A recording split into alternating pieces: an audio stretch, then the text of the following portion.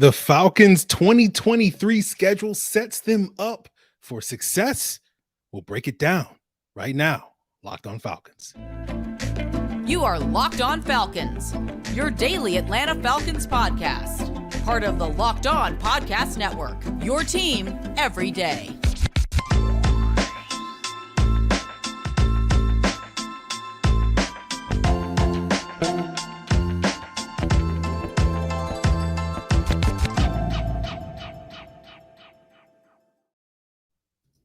So, guys, you know me. I'm Aaron Freeman, a.k.a. Mr. Drew, a.k.a. Sirius Black, and, of course, the very humble host of this illustrious Locked On Falcons podcast, your daily Atlanta Falcons podcast, part of Locked On Sports Atlanta. And we thank everyone that makes Locked On Falcons their first listen each and every day. Shout out to all my everydayers that subscribe and follow for free on YouTube or wherever you listen to podcasts.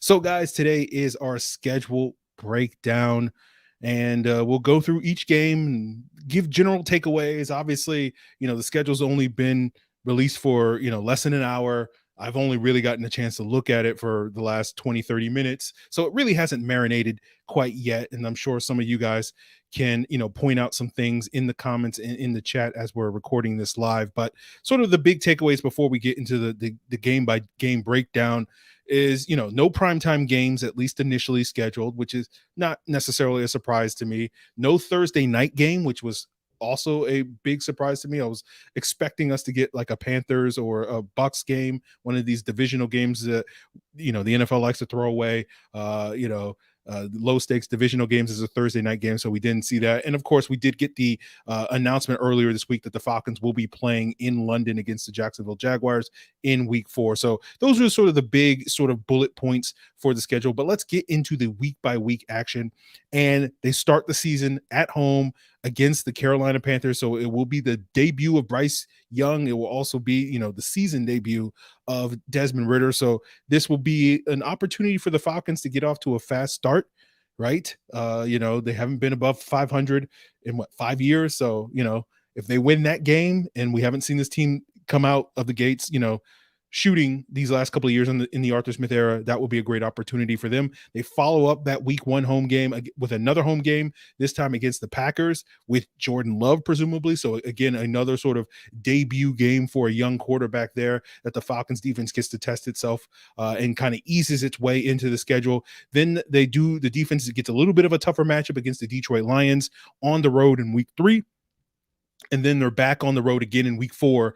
That's the London game, going overseas to Jacksonville. And obviously the Falcons elected not to have their bye week so early in the season in Week 5 the following week. So they'll be back at home against the Houston Texans, again, getting another young quarterback. Presumably CJ Stroud will be the starter in that game. And then they have another home game following that Texans Week 5 game in Week 6 against the Washington Commanders. Again, young quarterback, Sam Howell. That's kind of the story of the front half of the season, which is a lot of sort of unproven quarterbacks, right? It's basically Trevor Lawrence and Jared Goff are the most proven guys up to this point in the season through 6 weeks. Then we'll see what happens on the road in Week 7 against the Tampa Bay Buccaneers. That will be presumably Baker Mayfield, possibly Kyle Trask. I'm assuming it's going to be Mayfield at this point in time, but we'll see how that goes for them in the division. And then in Week 8, the Falcons have another road game against Tennessee. Ryan Tannehill, possibly Will Levis if Tannehill's hurt by this point in this season like he was last year. And Tennessee is coming off a bye in that Week 8 matchup. So, that will be a boon to Mike Vrabel. We'll get to see, who's the most hard-nosed coach, Mike Vrabel, Arthur Smith. So looking forward to that matchup. I know Arthur Smith is looking forward to that one. And then Week 9, it's another home game against the Minnesota Vikings. So, the notable thing about the front half of the season, we'll break down the second half of the schedule a little bit later on the episode, but you got 4 out of your first 6 games are home games.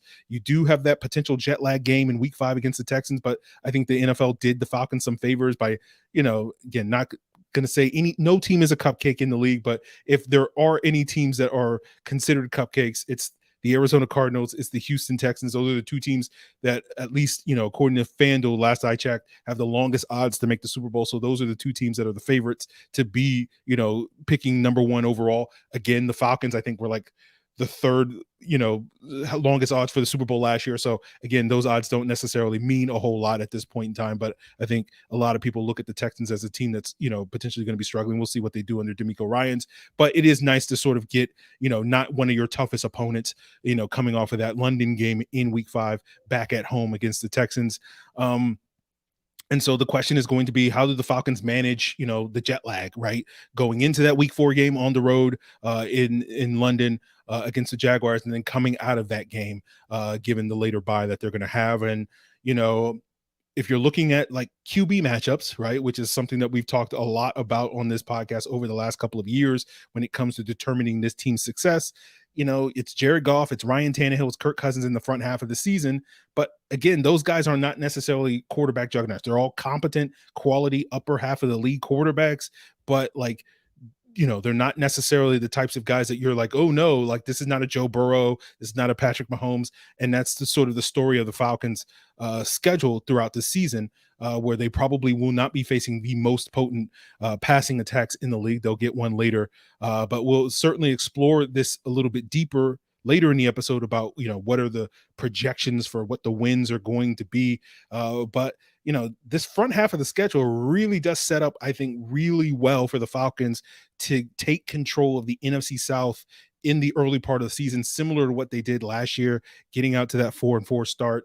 I'm hoping that they can do better than 4-4 this year in these first 9 games, something closer to 6-3 or something like that, to really take the reins of, this NFC South division.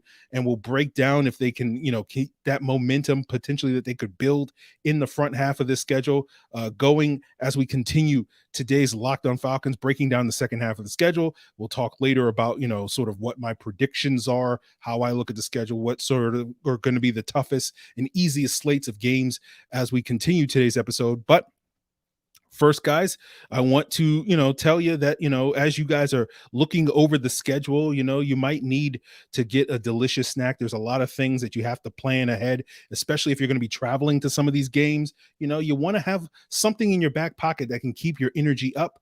And that is, of course, Built Bar, the protein bar that tastes just like a candy bar. Built Bars are low in sugar, low in calories. They have a whopping 17 grams of protein. They're the protein bar that tastes just like a candy bar because they're covered in 100% real chocolate. They come in a great variety of flavors. They always have limited time flavors on sale or available at built.com. And when you head on over to built.com, order yourself a mix box, go and try out some of these limited time flavors and use the promo code LOCKEDON15 and you'll get 15% off your order. But more importantly, you will be able to also check out Built Bars at your local Walmart or Sam's Club. Head into the Walmart, head into the pharmacy section, and you can grab yourself a 4-bar box of flavors like cookies and cream or double chocolate. If you're in Sam's, run in and grab a 13-bar box of brownie batter puff or churro. You will thank me later.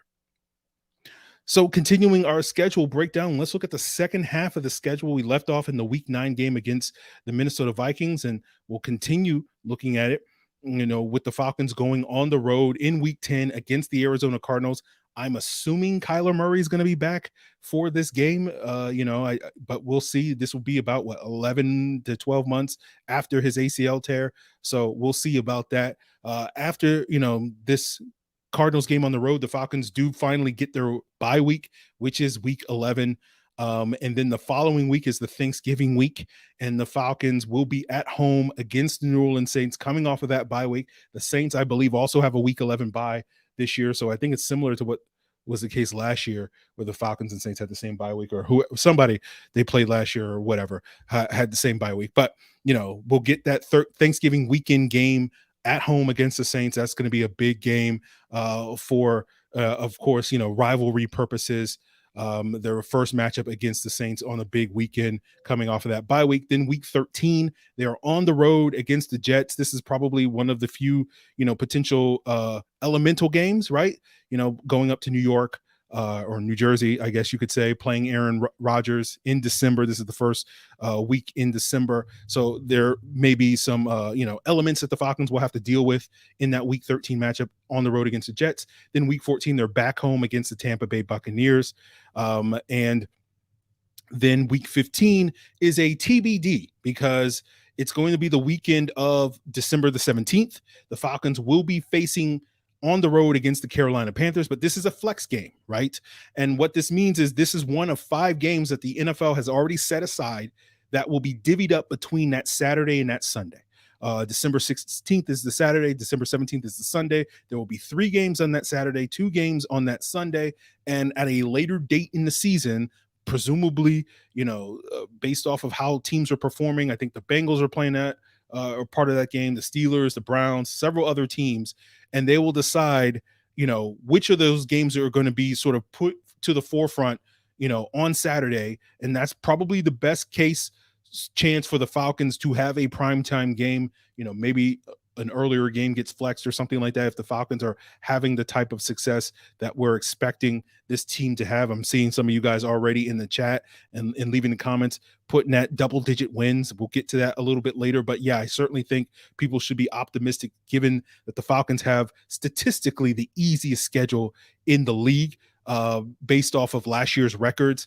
That they should be having a lot of success. Although statistically last year, they were going into the season with one of the harder schedules and like the 5th or 7th hardest schedule in the league. And that did not turn out to be the case last year. So, that stuff, we'll see how it all plays out. But certainly you're not looking at this slate of games and looking at a bunch of juggernauts here at this point in time. So let's get back to the schedule. We just talked about the week 15 TBD game that, I think there's a decent chance that will be a Saturday, possibly a Saturday night game for the Falcons on the road against Carolina. We'll see in week 16. This is a Christmas Eve game at home against the Colts. Anthony Richardson and the Colts, presumably in that game, they get another familiar face, I guess you could say, in week 17 on the road against Justin Fields and the Chicago Bears. This is another one of those cold weather games that could, impact the Falcons, but we know that Arthur Smith brings that toughness and that, identity to this team that, they can go into the North and play the style of football that you need to play to be effective in December. And then they wrap up the season on the road against the New Orleans Saints. Again, another TBD game. This will be similar to the Week 15 breakdown, where there will be 2 games on that Saturday, which is January 6th, and then the remainder will be on the Sunday, the 7th. And this potentially could be the types of games in this Week 18 matchup that we know can decide the outcome of playoffs and win in your in situation in the NFC South. And we'll see if the Falcons are in that predicament. But as the Falcons had a bunch of early home games on the schedule, they have several road games in the back half of the season. So they will be tested in that way. 5 of their final 8 games will be road games. 4 out of their final 7 games will be divisional games. So if we go back to what I said earlier in the episode, if the Falcons get off to that fast start and take control of the division, by the midpoint in the season, that will be an opportunity, coming out of that bye week where they will be able to solidify their grip on the division with a bunch of divisional games against the Saints, against the Bucs, against the Panthers, to sort of, take the reins of that division going into the final month of the season. So we'll see if the Falcons can take care of business. But we'll wrap up today's episode. I'll give you sort of my quote unquote unofficial breakdown and prediction for what I think the Falcons record is going to be this season. We'll talk about some of the intriguing matchups against the quarterbacks. We'll talk about some of the toughest and easiest slates, the make or break stretches of the season to wrap up today's episode, guys. But before we get there, I do want to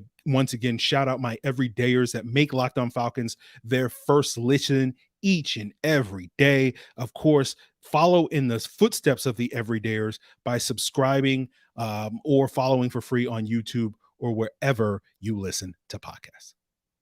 So wrapping up today's Locked On Falcons 2023 Falcons schedule breakdown, I see in the comments, as I said earlier, a lot of you guys, as we're recording this live, are, saying 10, 11 wins. I think that's a very realistic.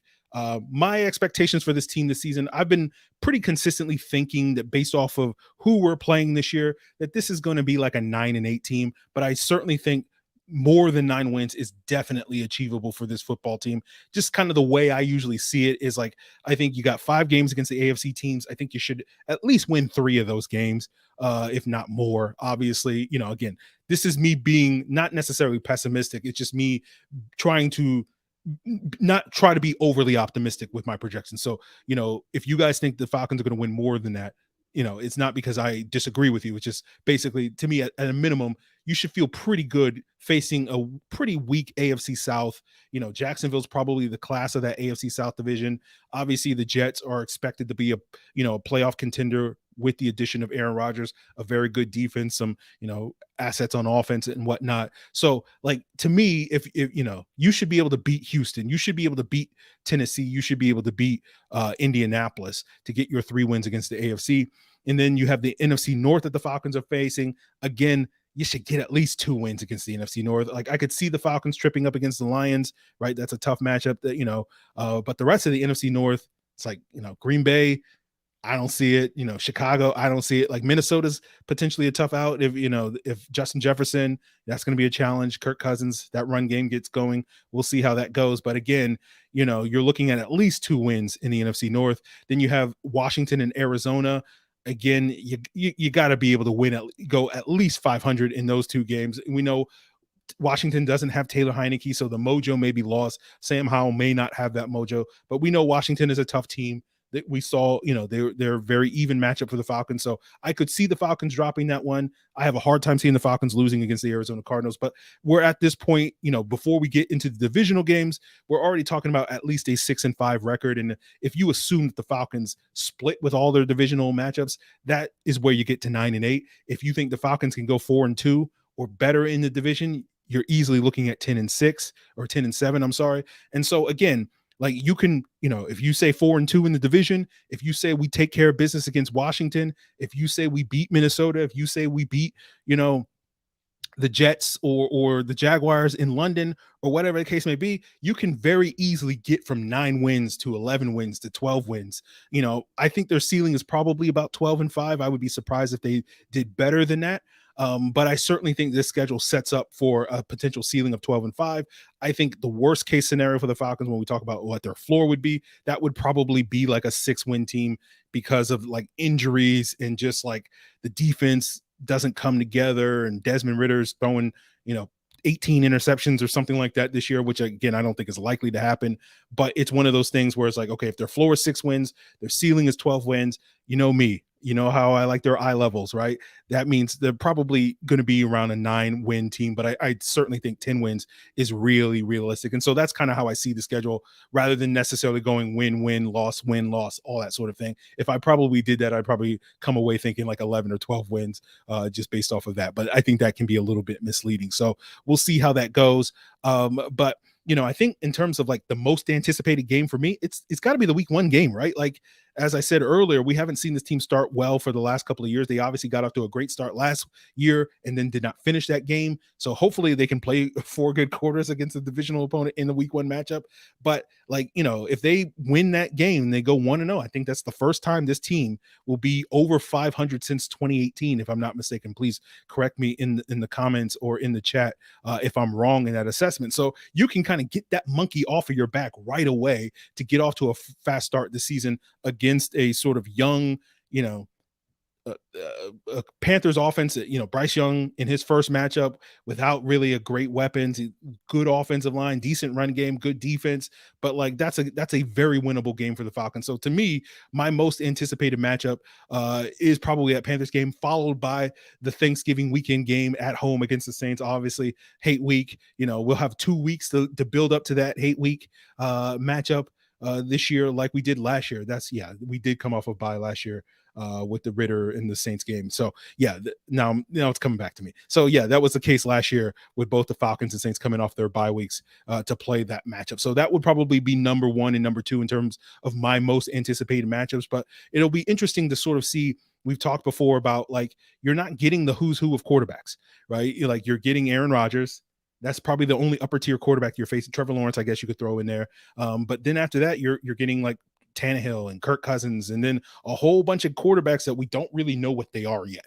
And so, when we talk about this Falcons team, and this goes back to conversations we've had plenty of times on this podcast over the years, which is like, it goes back to a conversation we had last year where I was talking about like against Matt Stafford, against Tom Brady, against Joe Burrow, like we didn't have a defense good enough to have answers for those quarterbacks. If we couldn't get pressure on the quarterback, and we knew that we couldn't get pressure on the quarterback last year, like we really had no answers for those teams. They were going to put up points on us, and they did that, up until the final game of the season last year when Desmond Ridder sent Tom Brady, home crying. But this year you're not really having to deal with that, right? Aaron Rodgers is really the only quarterback in that tier. Maybe Trevor Lawrence is in that tier of a quarterback that's like, well, if he can't get pressure on the quarterback, we're not going to be able to stop him. And I think the Falcons have invested the resources that they have this offseason to be at least a league average pass rush. So I do feel like the Falcons will have answers against those teams. And it's not as if Jacksonville and the Jets have like elite offensive lines, at least at this point. Maybe they, come together this year and are better than I'm giving them credit for, but you have a very soft quarterback slate is the point I'm trying to get to. And I think with our defense and the improvements that we've made on that side of the ball, the expectation that we're going to have a league average defense at the very least, a solid young secondary and whatnot, that is a very favorable combination where you have a bunch of these green quarterbacks, Bryce Young twice, CJ Stroud, Anthony Richardson, possibly Will Levis in terms of a rookie, Jordan Love making his real first start, Sam Howell making his early starts, later in the season when we face Tampa Bay. If it's not Baker Mayfield, you might have Kyle Trask as well.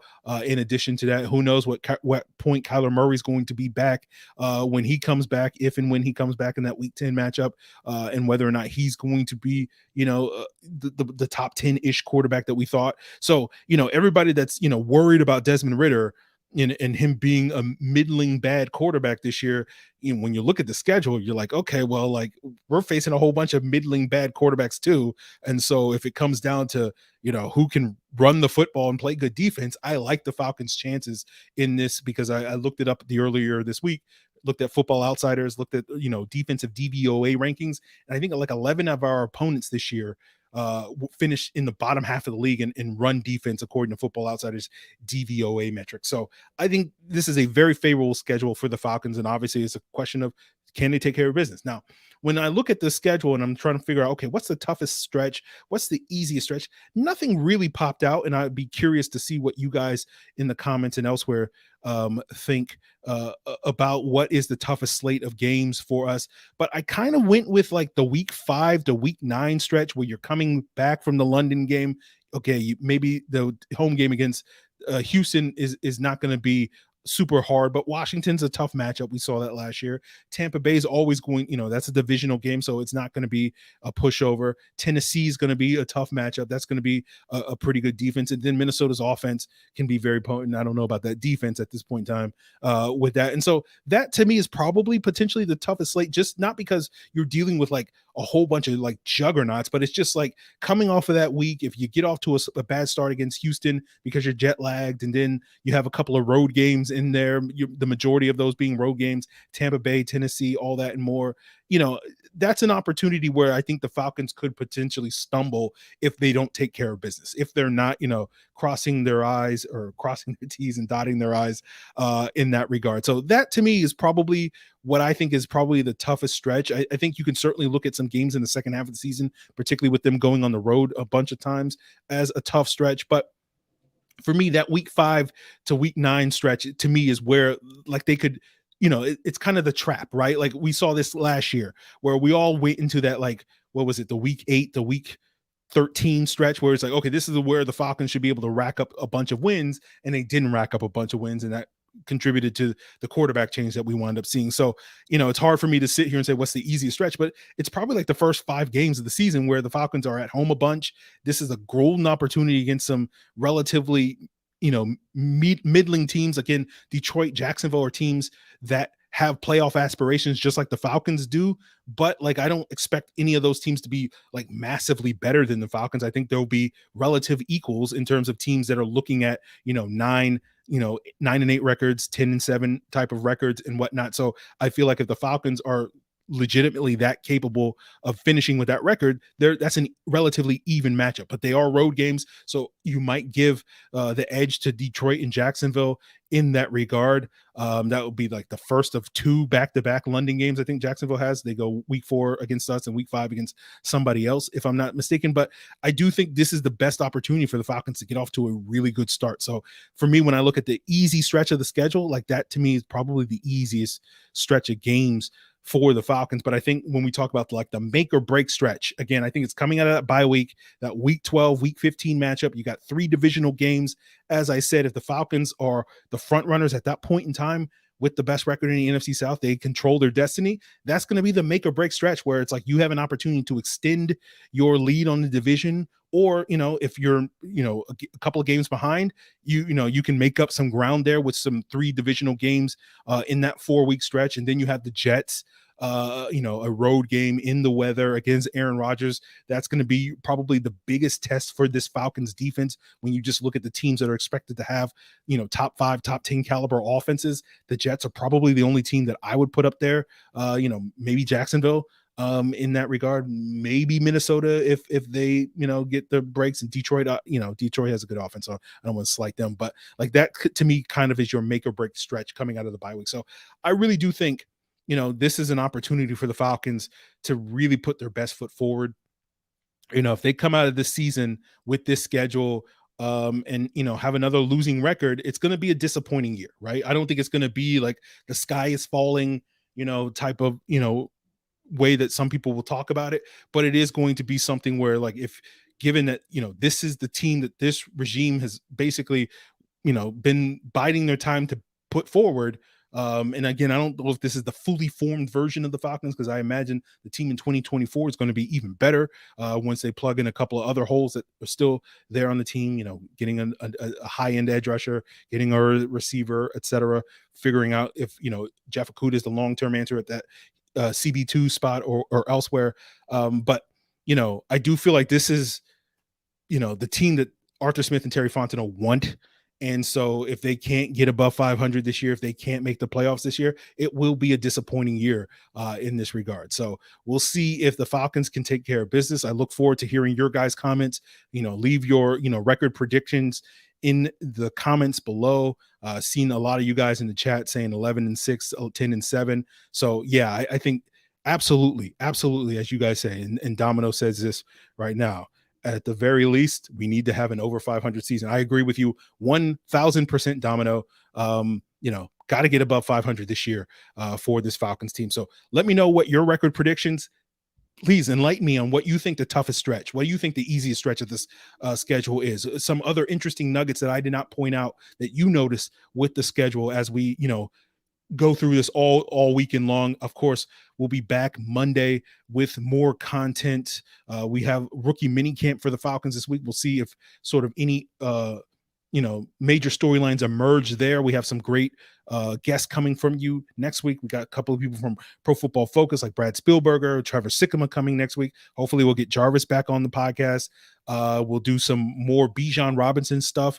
We'll get to the rest of the draft class a little bit later this month. But I do want to go through some things that I brought up in that Bijan Robinson scouting report at the beginning of the week and take a deeper look at some of those things. And we may get into that as well next week. So I hope you guys have a great weekend, right? Deontay Mack 17 wins is legit unattainable. I agree with you, Deontay Mack. It is legit obtainable for the Falcons this year. If everything breaks their way, 17-0, the prophecy was foretold. So let me know, guys, what you think the record prediction is going to be. We have some great content here on the podcast coming next week. I hope you have a great weekend, perusing the schedule, setting your plans, which games you're going to plan on traveling to. Is anybody going to make it over to London? I would like to know that as well. So let me know. Provide your feedback in the comments below, or you can hit me up on Twitter or Facebook at Locked On Falcons. Leave an email at lockedonfalcons@mail.com. Hit me up in the Discord, the link in the description below as well.